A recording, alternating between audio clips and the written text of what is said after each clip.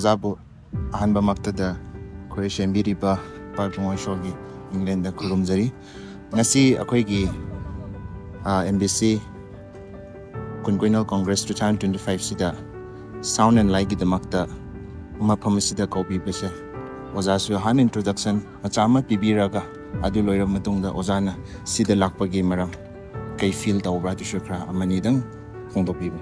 Okay, thank you. Ming ahan bada Amang Leivon kawe Hill Sound gi proprietor ne koi se mi aiga yauna tarit koi gi crew members sing lai aduga light ki mi munga gum lai aduga media su ikhoina pai gani IMS khoi lakani aduga handak MBC ki Conquenal Anbana organize hostel bi bise ikoi sida changlak pase ikoi gi damak di great opportunity ni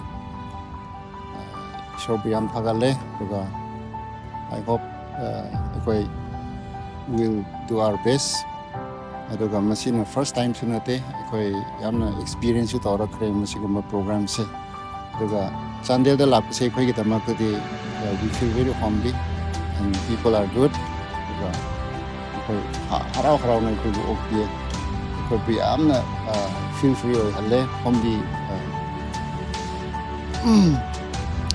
yamna homely oi halle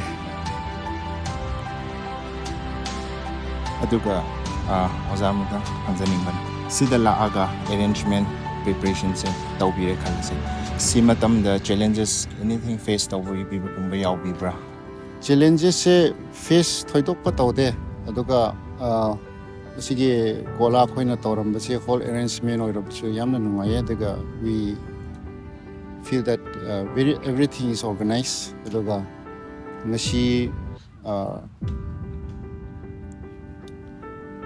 arrival su ai ko aduga ngasi arrival oye aduga koi everything nungai gini haida adum asa tawje. Thank you so much.